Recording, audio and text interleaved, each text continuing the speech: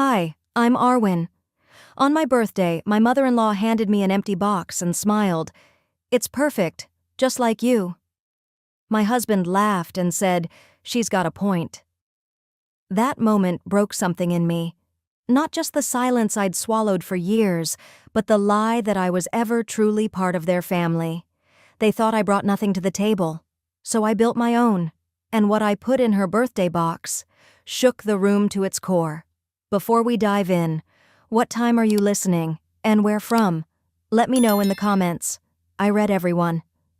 I stood on the porch for a beat too long, clutching the warm basket of scones and the tiny bouquet I'd picked up from the farmer's market that morning. My fingers curled a little tighter around the linen wrap.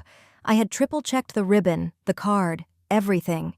Still, I paused, staring at the polished mahogany door like it might open itself and say, "Come in, Arwen.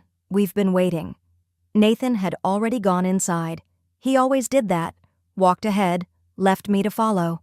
His mother's home in suburban New Jersey was pristine in a way that didn't feel lived in, smelled like lemon polish and rules. I stepped in. "Hi, Callista," I said softly, extending the scones and flowers like a peace offering. She barely glanced at them before turning to rearrange a vase on the sideboard. "Oh," she said, "just put those somewhere." No thank you. No smile. Just somewhere. I swallowed and set them down near the coffee table, careful not to knock over any of her decorative glass apples. The living room buzzed with polite laughter. Graham, Nathan's older brother, was bragging about his latest real estate flip. His wife, Sienna, glowed in a butter-yellow dress, nodding at all the right places. I hovered, invisible, waiting for the right moment to be part of it. Nathan motioned toward the dining room. "Come on, let's eat," he called without looking at me. The brunch table was set with silver chargers and bone china, eggs Benedict, fruit salad, mimosas. Everyone had a seat, except me. Mine was at the far end, half set, no name card. I slipped in quietly. After the eggs, Callista began opening her gifts, her children's tributes, each more extravagant than the last. Sienna handed over a Hermes scarf in a box the color of orange sunsets. Graham's gift was a spa weekend in Montauk.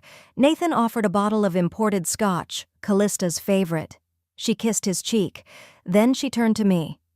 "Oh," she said, as if she'd almost forgotten, "I have something for you too, Arwen." She reached into her designer purse and pulled out a small, square black box. It looked like jewelry. My breath caught. For a second. Just a second, I thought she might be trying. I opened it. It was empty. "Perfect, right?" she said, tilting her head, smirking like a woman who knew exactly where to stab. "It matches your contribution. I mean, you don't work, you don't earn, you don't even host. Just float." Someone chuckled. Then came Nathan's voice, low and amused, not a whisper. "She's got a point. I mean, you've basically retired from ambition." I waited for someone, anyone, to speak up. Graham? Silent. Sienna looked down at her mimosa. Even the maid stopped moving for a second, then walked out of the room. I looked at the box again. Still empty. Still me. I smiled. It wasn't wide. It wasn't warm. But it was the kind of smile that meant, "Duly noted." I excused myself. Callista blinked. "Already?" "I have a headache," I lied. "But thank you. For everything." Nathan didn't offer to come with me. He stayed behind, probably topping off his mother's scotch. I drove home alone. The streets were quiet that afternoon, as if the world had agreed to let me feel everything in private. I parked in our driveway, turned off the engine, and just sat there. The black box was still in my hand. I turned it over once, then again. You'd think emptiness wouldn't feel this heavy. It wasn't the first time they'd made me feel invisible. And shame on me. It probably wouldn't be the last if I didn't change something. My mind drifted uninvited to all the things they never knew, like how I drained my savings to pay Nathan's graduate school debt. He was in school when we met, dead up to his eyeballs. I said, "Let me handle it. You focus on finishing." And I did, quietly, without receipt or parade. They never asked how Graham and Sienna managed to close on that Colonial in Princeton. I just happened to gift them $30,000 when their loan fell short. It wasn't about recognition. But this was erasure. Then there was Nathan's father. When he got sick, everyone vanished. I moved in, bathed him, fed him, read him the paper until his voice went silent. I watched him die. Alone. Not once did Callista say thank you. I got out of the car once the dusk began to settle. The cold bit at my arms. Inside the house, I didn't bother turning on the lights. I went upstairs, changed out of my dress, and placed the black box carefully on my nightstand. I stared at it for a moment. Then I opened the top drawer beneath it. From inside, I pulled out a flash drive, some paperwork, and a black notebook labeled in faint gold ink. Legacy. It wasn't just a title. It was a map. A map of everything they didn't know. Everything I had built. Everything they would regret mocking. I turned the box in my hands one last time and whispered, "You want to see nothing in me? Fine." Then I closed the drawer and stood up straighter. But next time, it won't be empty. The moonlight cast a quiet triangle across my nightstand, catching the edges of the small black box. I sat there longer than I meant to, elbows on my knees, hands folded tight, watching that box like it might blink first. Nathan still wasn't home. It wasn't unusual. After brunches like that, he often lingered with his family. Sometimes he'd say, "They're just more relaxed without you around, babe. You don't have to take it personally." He never noticed the way I started folding in on myself at those words. I leaned back, exhaled. Then, slowly, I reached for the drawer under the nightstand and slid it open. A quiet click, a soft resistance. And there it was. The black notebook. Its cover was worn smooth along the edges, the way things get when they've been touched more than spoken of. I opened to the first page. The handwriting was tight, clean, intentional.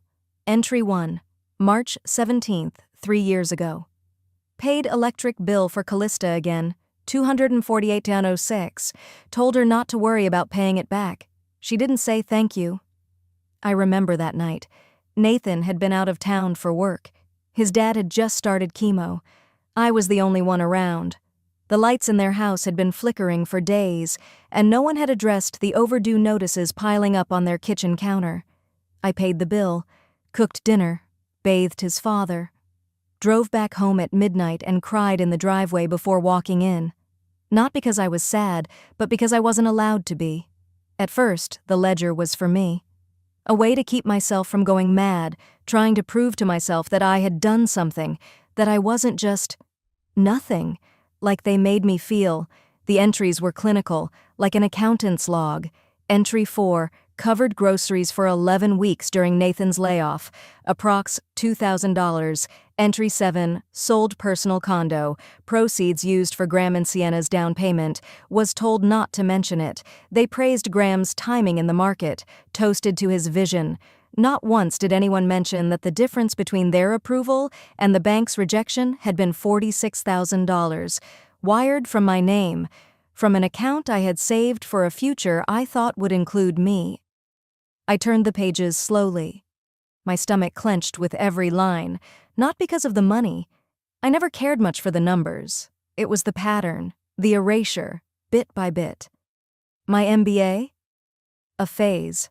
My consulting career. She used to work in some office thing. My opinions at family dinners, usually met with half listening. Once, Nathan laughed and said to Graham, "She used to be the smart one. Now she just bakes things." I did smile when he said it. Then I took the dishes and excused myself. Later that same week, Callista leaned over during dinner and said, with a cool, condescending tone, "Don't take this the wrong way, but you've never really fit into our family. You don't bring much to the table." I remember staring at the centerpiece, a bowl of fake lemons, bright, hollow, like the compliments I used to chase from them. The worst part wasn't her words. It was that Nathan didn't say a thing. He just kept chewing his steak. Tonight, I moved from the nightstand to my old writing desk in the corner of our room. I opened the drawer where I kept the flash drive, labeled in my own handwriting, "Receipts, Arwen." I plugged it into the laptop. A quiet hum, a blinking light. Then folders opened like tiny wounds, bank transfers, tax returns, screenshots of texts, emails that read, "Hey Arwen, sorry to ask, but could you just cover this one bill?" Or, "You're such a lifesaver. Next month, I'll get it back to you, promise." I printed the ones that mattered. I wasn't collecting these for revenge. I needed them because every time I sat across from that family and felt my words fall to the floor like shattered glass, a part of me whispered, maybe they're right. Maybe I am nothing now. But tonight, I was done whispering. I pulled a fresh folder from the shelf and labeled it in bold black ink, "Box for Callista." Not out of spite, but because if they were going to hand me an empty box and call it my truth, well, I would fill one with mine. I kept going, selecting, printing, numbering. My fingers moved like I was rebuilding something, though I couldn't quite say what. Maybe it was my spine, maybe it was the version of me I had let them erase. The hallway light flicked on outside our bedroom. Footsteps. Nathan was home. I heard the fridge open, then close. No words. Just the soft shuffle of a man who had stopped checking in a long time ago. I didn't move, didn't want to explain. I closed the folder, placed it gently on the desk and stared at it for a long moment. My fingers lingered on the edge. They were trembling, but not from rage, not even sadness, restraint, because for the first time in years, I finally had enough to say something. Her fingers had just left the folder when the house creaked. A shift in the wood, or maybe just the kind of silence that had weight. I stood by the window for a while, watching the porch light flicker against the early dusk. I didn't feel triumphant. I felt still, but not for long. Restraint was no longer enough, not after what happened that night. It started with a voicemail from Callista, delivered in her usual clipped tone. "We're having a casual dinner. Just family. You should come. Alone." Nathan said it'd be simpler. Simple. That was the word she used when they didn't want me in photos. When they left my name off holiday cards. When they canceled events last minute, for clarity. I stared at my phone for a good minute, thumb hovering over the delete icon, then set it down without replying. That evening, Nathan peeked around the corner as I was folding laundry. "You're going, right?" he asked, not quite looking at me. "It's important to Mom." I folded the last towel slowly. "She asked me to come alone." He shrugged. "It's just easier that way. Less tension." Tension. As if my presence was a loaded weapon in their living room. I wanted to say no. I should have. But I'd already said no so many times that I started to wonder if that alone gave them permission to rewrite who I was. So I said, "Fine," and pulled out a sweater I hadn't worn in years. The next day, I drove myself across town to the address she'd given. It wasn't her home. It was her country club. Of course it was. "Casual," she said. I stepped inside and was immediately swallowed by the glow of chandeliers and the clink of crystal glassware. Everyone was dressed like they were meeting royalty. I was in jeans and a cardigan. A hostess glanced at me, then pointed toward the far end of the long table. I walked past couples in suits and cocktail dresses, past servers holding silver trays, until I reached a lone chair between an ivy-covered column and the kitchen door. A waiter caught my eye as I sat. "You with the caterers?" I smiled politely, but no one corrected him. Not Nathan, not even Callista, who had spotted me the moment I arrived. She waved a manicured hand. "Oh, you made it. Everyone, this is Arwen, Nathan's wife. She runs a little shop, right?" There was polite chuckling. Someone whispered, "Isn't that cute?" I wanted to disappear. Dinner dragged on, the wine flowed freely, and every course came with a side of subtle digs. Graham, Nathan's golden boy brother, stood and tapped his glass. "I just want to say, Mom, thank you for everything you've poured into this family, and to those of us who give back, really give back." He looked down the table, not at me, but through me. "You know who you are." Callista lifted her glass. "Some of us just give presents instead of presents, right, Arwen?" Laughter again, too loud for the size of the room. I waited for Nathan to say something, to roll his eyes even. But instead, he leaned back, raised his glass and said, "Well, Mom's not wrong." They all laughed harder. I felt the blood drain from my face. I set my fork down carefully, folded my napkin and stood up. No one noticed. No one even paused their conversation. I walked past the waiters, past the valet station, and sat in my car with the engine off and my hands clenched on the steering wheel until my palms screamed. I pulled out my phone, opened the voice memo app, and whispered into the dark. "Tonight. This is going in the folder." There was no misunderstanding, no accident. It wasn't a casual dinner. It was an ambush dressed in linen tablecloths and Chardonnay. They'd known. Callista had asked me to come alone because she didn't want Nathan running interference. The dress code wasn't on purpose, because I was never supposed to blend in. I was meant to be invisible. The charity event just made it easier to pretend it was just dinner. That night they didn't leave me out of the photo. They made me the background. I didn't cry. I didn't yell. I sat there for a long time, the car humming in the cold. Then I reached into my purse and pulled out the flash drive again. I held it tight like a rosary. I thought of the first Christmas I spent with them, the time I hand-knitted scarves for each of them, only to see them still in the gift bags weeks later. I thought of the loan I gave Callista, just until tax season, and how she'd joked to her friends, "Oh, Arwen's just generous like that." I thought of Nathan's voice telling his coworker at a barbecue, "Yeah, she used to work in consulting, now she's more of a domestic type," and I thought of that waiter, mistaking me for staff. They always needed me quiet, convenient, present, but unnoticed. So I gave them what they wanted, until I didn't. 2 weeks later, on my birthday, Callista handed me a small black box with a satin ribbon. I opened it to find it empty. She smiled. "It's perfect, just like you." Nathan laughed beside her. "She's got a point." I didn't flinch, because I already had my own box prepared. And just like that, I stopped asking for a seat at their table. I didn't cry when I got home. I didn't even take off my shoes. I just stood in the entryway for a few minutes, my coat still clinging to my arms, letting the silence wash over me like a balm. Then, without turning on another light, I walked straight to my desk. My laptop blinked awake. I hovered my finger over a folder I'd created nearly 8 months ago, the same week Nathan joked that I should make a will. "Just in case your car ever ends up somewhere strange." He'd laughed. I hadn't. It had been labeled, "If I Vanish." Tonight, I renamed it. Truth, not drama. Inside, there were folders within folders, screenshots of messages from Nathan and his mother, clipped audio from voice memos when they didn't know I was recording, bank statements that showed withdrawals I hadn't made, even photos I'd taken of broken ceramics, after Nathan's mood spilled into destruction. This wasn't revenge. It was insurance, sanity, evidence. I closed the laptop gently, not because I was afraid it'd wake anyone, but because something about this felt sacred now. For once, my life was documented not for them, but for me. The next morning, I pulled on jeans, tied my hair back, and headed to the co-op gallery where I'd been volunteering 2 afternoons a week. Callista had always mocked it.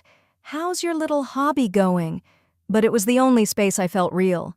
The air inside the gallery smelled of wood polish and lavender. Quiet. Safe. I unpacked a small bundle of dyed textiles I'd stitched during long, anxious nights and laid them out for cataloging. I wasn't expecting much. Maybe they'd make it into the next rotation. Maybe not.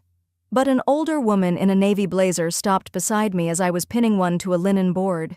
She didn't say anything right away, just traced the embroidery with her eyes. Then, "Is this yours?" I nodded. She held out a card. "I curate for the Walker Grant Collection in Baltimore. This would do well in our Emerging Textiles exhibit." My mouth opened, but no words came out. She smiled. "You should consider selling under a name. An artist's name. The work deserves its own identity." That night, I stayed up with a legal pad, scribbling through pages of ideas until I landed on one that made me sit back and just breathe. Box and thread. A nod to the gift Callista had given me on my birthday. An empty box. and a thread that this time I would weave on my own. The following Thursday, I headed to the local credit union. Not the bank Nathan used, of course. This one was in my name, under my maiden name. I waited my turn, sat with the business account specialist, and opened an LLC. Quietly, carefully, legally. When the banker asked what I'd name the business, I said it with a calm I hadn't known I could carry. Box and Thread. She smiled. Lovely, has a kind of story to it. If only she knew. By the weekend, I was in the kitchen testing new dyes, hands stained in marigold and indigo, when the intercom buzzed. I wasn't expecting anyone. Nathan's voice crackled through. "Open up!" When I did, he stood there with Callista, both holding a paper bag that reeked of store-bought soup.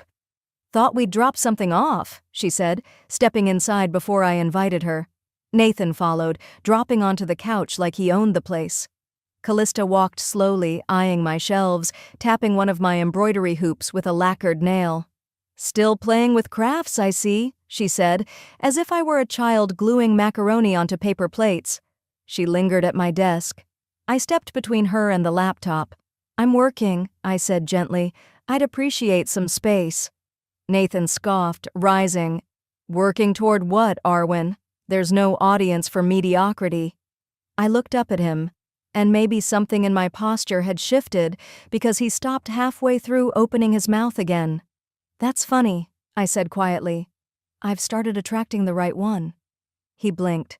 Callista frowned. I didn't explain. I didn't owe them that. 10 minutes later, they left.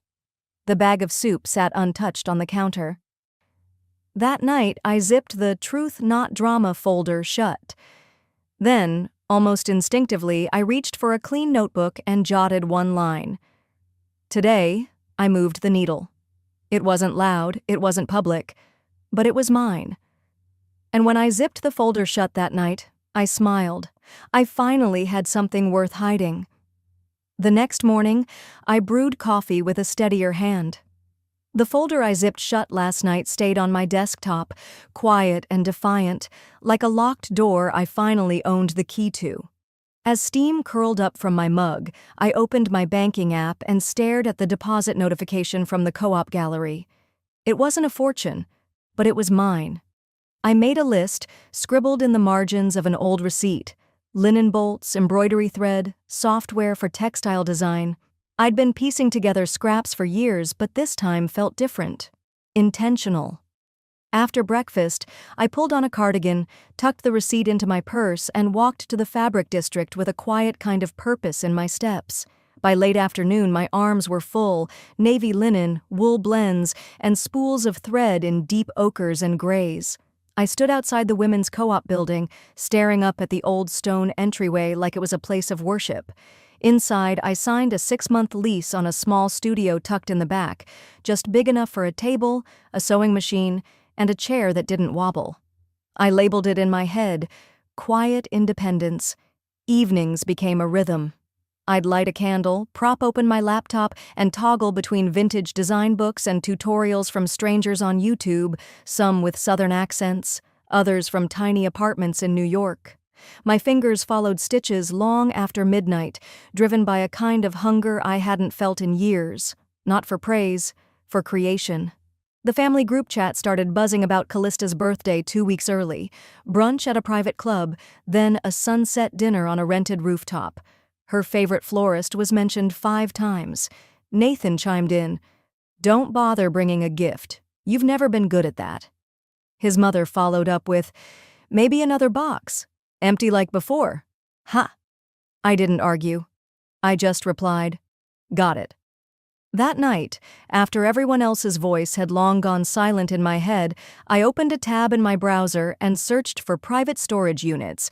One facility was offering a half-price promotion for the first 3 months. I booked it, not because I needed the space, but because I needed a boundary.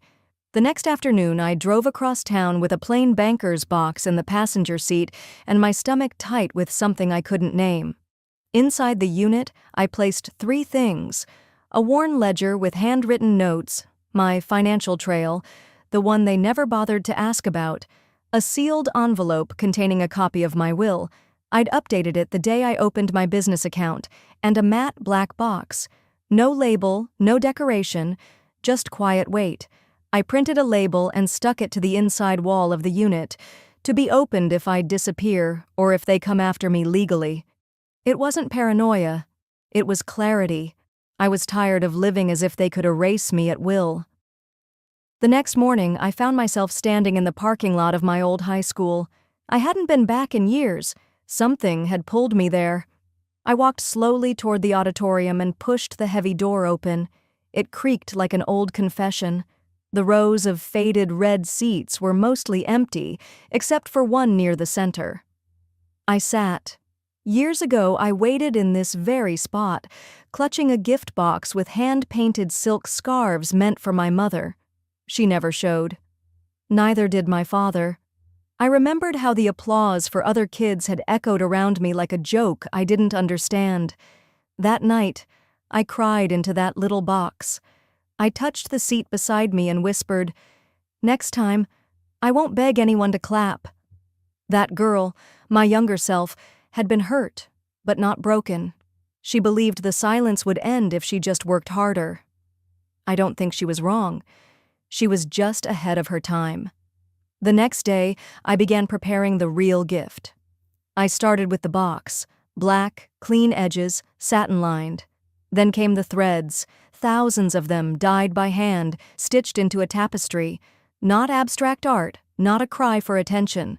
It was a confession. Every inch told a part of the story they refused to see. Woven between the panels were printed emails, photos, family texts, moments they brushed off as drama. There was a screenshot from the family BBQ 3 years ago where Callista had drunkenly said, "Of course Arwen can't have kids. Her body knows she's useless." No one at the table had defended me, not even Nathan. I included the original prenup draft Nathan's lawyer sent me before the wedding, never signed. I hadn't even asked for a copy. I found it when I started digging last month. There was a clause in it about inheritance preservation, as if I'd marry him for his mother's vacation property. I printed it all, folded it carefully, slid each page into compartments stitched into the tapestry's backing, and at the center of it all, a note in my handwriting, simple and calm. "This isn't revenge, it's record-keeping, because one day you'll tell the story wrong, and I won't be there to correct it." I sealed the black box. This time it was full, and for the first time in years, so was I. The morning of Callista's birthday broke crisp and clear. I stood by the window of my studio, coffee in hand, watching the sunlight slide across the concrete floor, brushing against the black box I'd sealed the night before. For a moment, I let the silence stretch, soft and sure. No one yelling, no one mocking, just the quiet power of preparation. I had already laid out my outfit, a deep emerald green blouse with soft charcoal slacks. Understated, but it didn't blend in, and that was the point. Callista loved champagne tones, and she'd asked all guests to dress in harmony with the theme. I figured I'd done that, just not hers. The country club was already buzzing when I pulled up in my own car. Nathan hadn't called, hadn't texted, not even a forwarded invite, but I knew the time and place. He assumed I wouldn't come, and maybe 2 months ago, he would have been right. The valet didn't even ask my name. He just handed me a tag with a forced smile. Inside, the function room looked like someone had spilled a bottle of Prosecco over every surface. Gold, blush, glittering glass. Women in pale silks clustered around the buffet, laughing too hard. Men in tailored jackets leaned in to compare watches, golf scores, egos. When I walked in, the laughter slowed. Not stopped, just stuttered. I felt it like static in the air. I didn't glance around. I just moved, calm and unhurried, through the room. Callista spotted me from across the tables, blinking hard like I was a hallucination. Then, with that practiced, syrupy voice of hers, she called out, "Oh, you actually came!" I nodded once. Wouldn't miss it. My place card was missing. Of course it was. I scanned the rows of neatly labeled seats. Arwen was nowhere. I didn't flinch. I spotted a spare chair tucked near the wall, carried it to the nearest open space, and set it down at the end of the table like I belonged there. Because I did. "Ballsy," muttered one of Nathan's cousins nearby. I just smirked and reached for a breadstick. The gift table was already half full, neatly stacked boxes wrapped in thick, monogrammed ribbons, Chanel, Hermès, Cartier, all lined up like trophies. I waited until most of the chatter moved to the cake display before I walked over. I set my gift down slowly, a matte black box, unadorned except for one handwritten label, "To Callista, from the one who contributes nothing." I saw the shift ripple across the guests near me. A few turned their heads. One of the older aunts raised her eyebrows. No one said anything. Callista didn't open gifts right away. She was working the room, gathering compliments, making rounds like a politician before a fundraiser, but eventually, as servers began pouring champagne and the music lowered, she approached the table and announced with a practiced squeal, "Let's see what my wonderful family and loyal friends have gifted me." The crowd clapped politely. One by one, she unwrapped designer bags, crystal wine sets, a watch so covered in diamonds it looked more like armor than jewelry. Every item came with praise. Then her fingers touched the black box. A hush settled, light but sharp. She picked it up with 2 fingers, turning it slowly. "Oh," she said with a theatrical chuckle. "Another box. Maybe it's another joke." She tapped the tag and read it aloud, mocking the handwriting. "From the one who contributes nothing." She laughed again, but it sounded tighter. I stayed silent. She opened the lid. First came a stack of photos, family photos, some printed screenshots of private messages, one with her face mid-sneer at a family BBQ. Then came papers, receipts, legal filings, a printed transcript, her voice captured in black and white. "She's a waste of a woman, can't even do the one thing a wife's supposed to." Her fingers trembled. Then she reached the bottom, a notarized legal offer. My signature already on it. I waved spousal support. "If Nathan signs over all claims to my business, studio space, and original designs." She stared at it like it bit her. The guests had gone completely still. I heard someone murmur, "Is this for real?" Nathan stood, pale. "Are you insane, Arwen?" I didn't raise my voice. I didn't need to. "You laughed when your mother humiliated me, sat there and chuckled like it was a joke. This isn't revenge, it's documentation. I'm just making sure everyone here knows what silence really costs." A few guests gasped.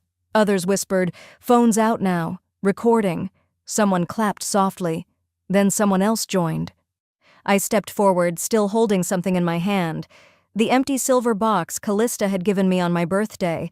I'd kept it all this time. I placed it beside the black box. "This," I said, tapping the empty one, "is what you thought I was." Then I pointed to the full black box. "That is who I actually am." Silence again, thicker this time. The kind that stretches. I didn't stay to bask in it. I didn't need applause. I turned and walked toward the exit. As I passed the open bar, a woman I recognized as one of Callista's oldest friends leaned in, brushing her glass against mine. She didn't smile.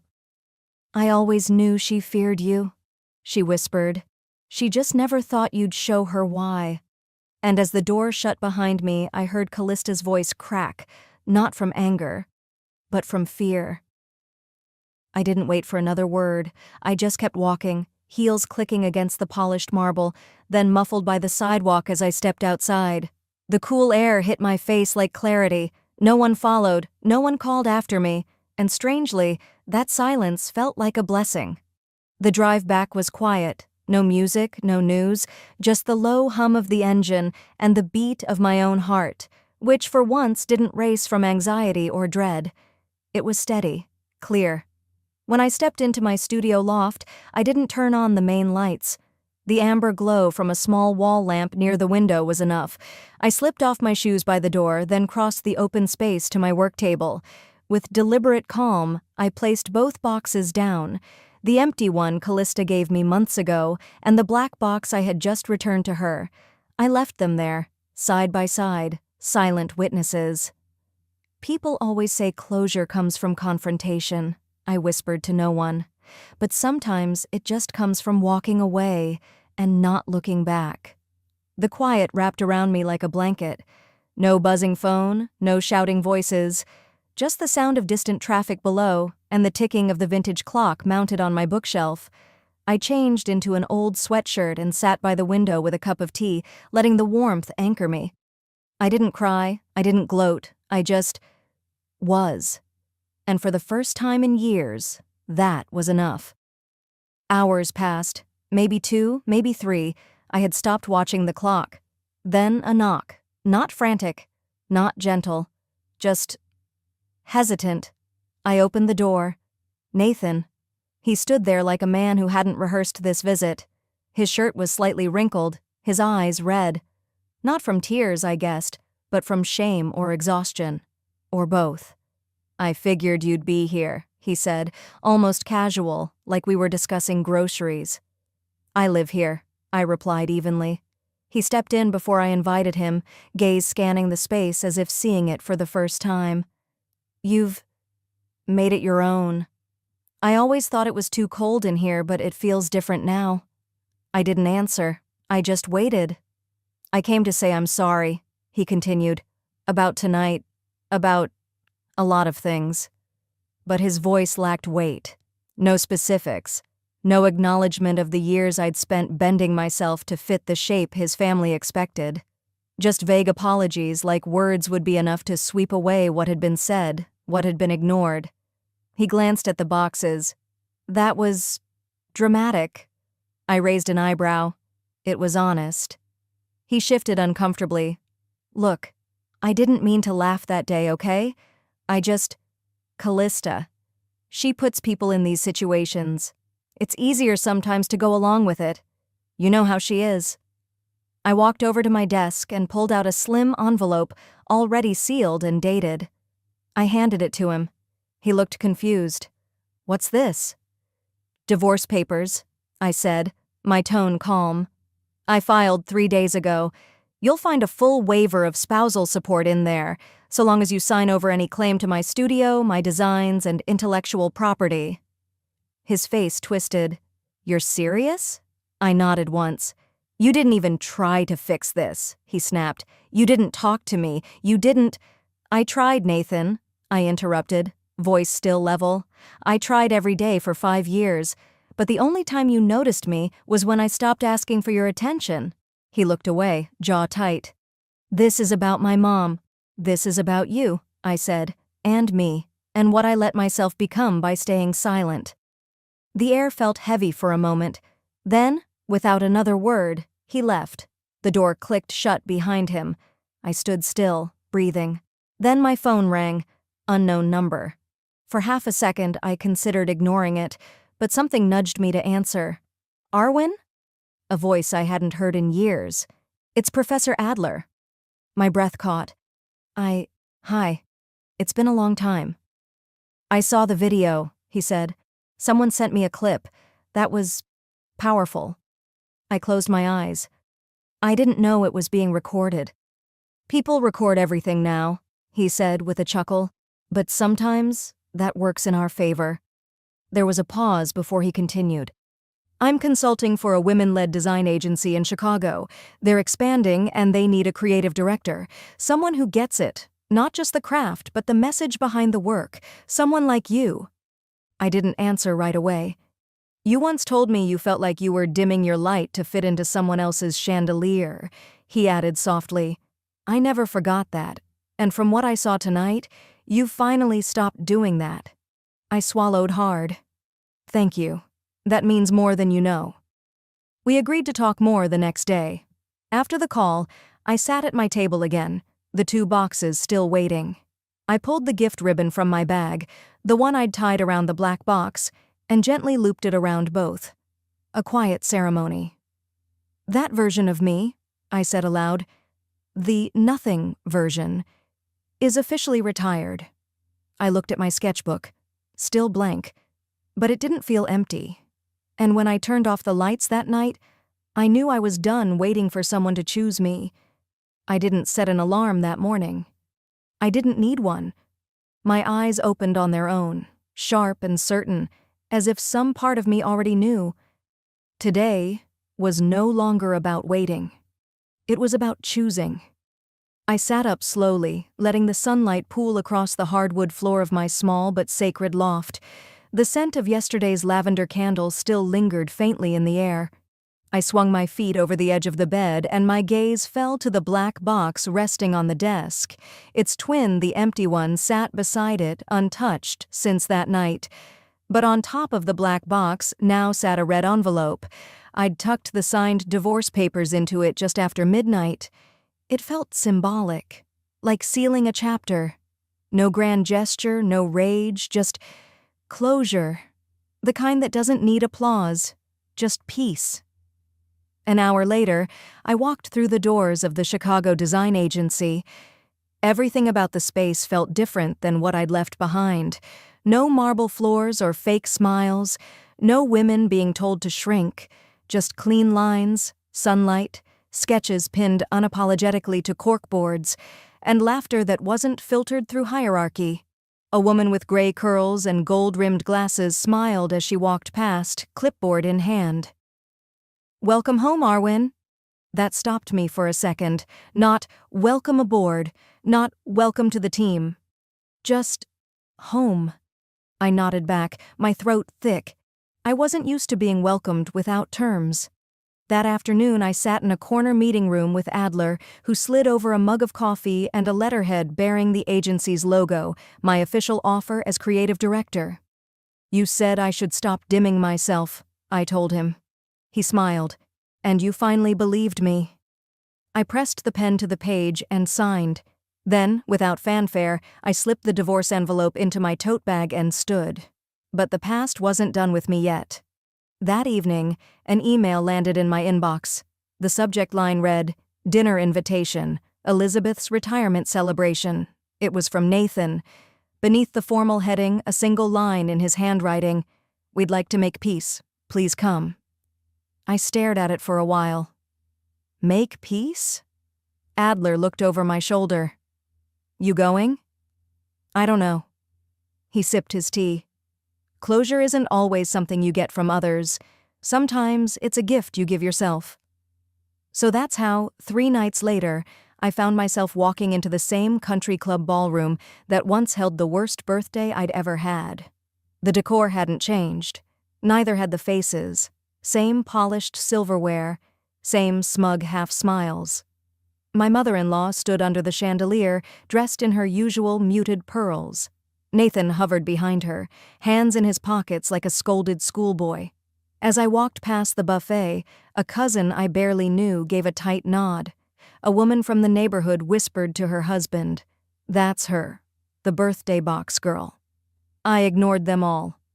At exactly 7:15 p.m., Elizabeth took the microphone.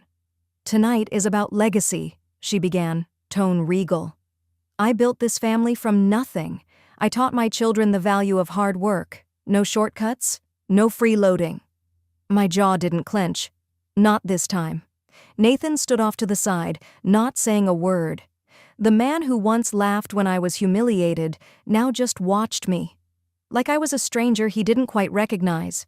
When the toast came, someone called my name. I stepped onto the stage. No fanfare, no smile.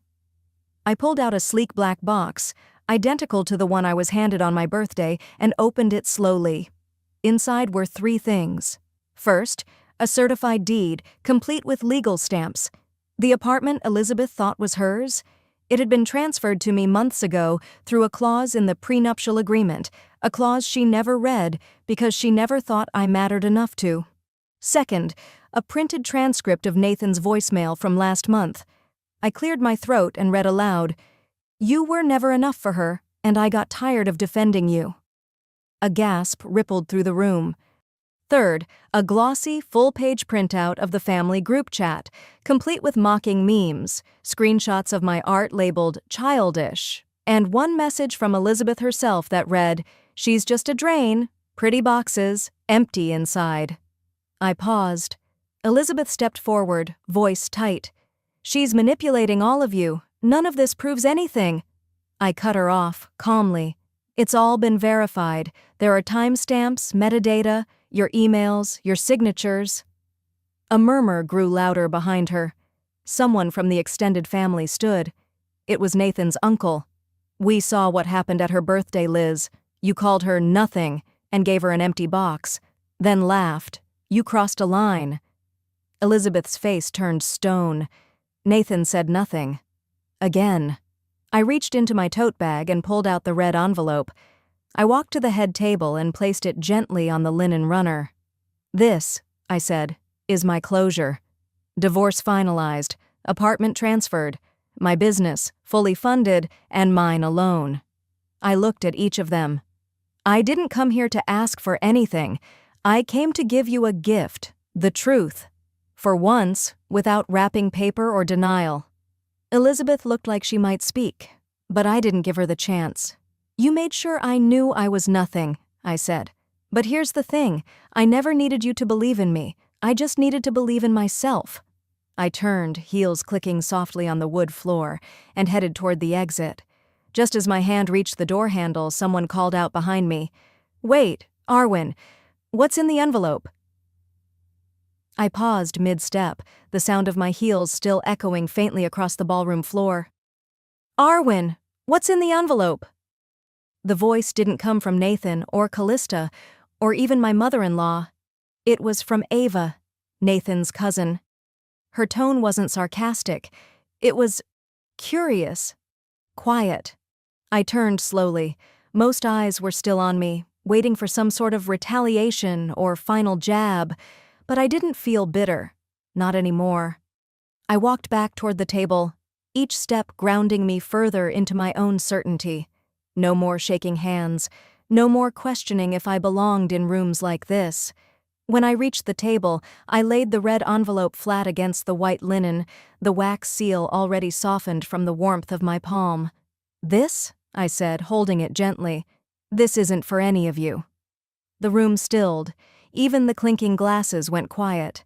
I broke the seal and unfolded the letter. "It's to me," I said, "from the woman I used to be, the one who almost gave up trying." I glanced up once, meeting no one's gaze in particular. Then I began to read. "You are not empty. They just never knew how to hold what you carry. You keep trying to prove you belong in their version of success, but you weren't made to fit inside someone else's mold. You are not a mistake. You are a seed. And when they said you brought nothing, they just didn't know they were staring at the soil." I looked up again. No applause, no gasps, just the sound of stillness washing over a room full of faces that had once pitied me, mocked me, or dismissed me altogether. Ava dabbed at the corner of her eye. One uncle cleared his throat awkwardly. Even Nathan, for once, had nothing clever to say. His gaze was low, fixed on the center of the table like it held answers he couldn't process. I folded the letter carefully and slipped it back into the envelope. Then I said the words I never thought I'd say, not to them, but to myself. "I wrote that when I was still begging for a seat at your table, but now I build my own." And with that, I left it there. Red envelope, black box, the silence. I didn't wait for anyone to object or follow. Out in the lobby, I removed my heels and carried them in one hand as I stepped into the quiet of the night. The weight I once felt dragging behind me was gone. At the curb, Adler was waiting in his car, but I waved him off gently. "I'll walk," I said. "I need this." So I wandered the quiet streets of Chicago, each step slower, more deliberate. I passed the place where Nathan once proposed, the bakery where I cried into coffee after his mother's first insult, the gallery that turned me down twice before hosting my first solo exhibit. By the time I reached the lakefront, the sky had shifted to the soft, burnt colors of dusk. A young woman sat on the bench by the water, sketchpad in her lap, face tense. She looked up, startled when I sat beside her. "Sorry," she said, nervously tucking her pencil behind her ear. "Didn't realize this was someone's usual spot." "It's not," I replied, smiling. "Not yet, anyway." She hesitated, then asked, "Were you always this confident?" I laughed gently. "Confidence isn't something you're given. It's something you reclaim." We talked for a while. about design, about disappointment, about what it feels like to love something enough to keep going when no one claps. When she left, I stayed a while longer, just watching the ripples move across the water. Later that week, I returned to my studio, my space, built from scratch, named after the one woman who never asked me to shrink to be loved, my grandmother. Above the entrance, in warm steel letters, it read, Studio Inez. Inside, it was quiet, the kind of quiet that invites creativity, not judgment. I unpacked the last box from my move and pulled out the final piece, a framed quote I had printed years ago but never hung. I mounted it above the main wall, facing the sunlight. It read, She brought the truth and left the door open for anyone ready to live in it. And for the first time in a long time, I breathed in. Not like someone who had survived, but someone who had arrived. I walked to the window, watching the sun melt into the lake, painting the skyline gold. Somewhere far behind me was a table I no longer sat at, a conversation I no longer needed to finish, a silence I no longer feared. And as the sky turned golden, I realized some things aren't meant to be unwrapped. They're meant to be outgrown.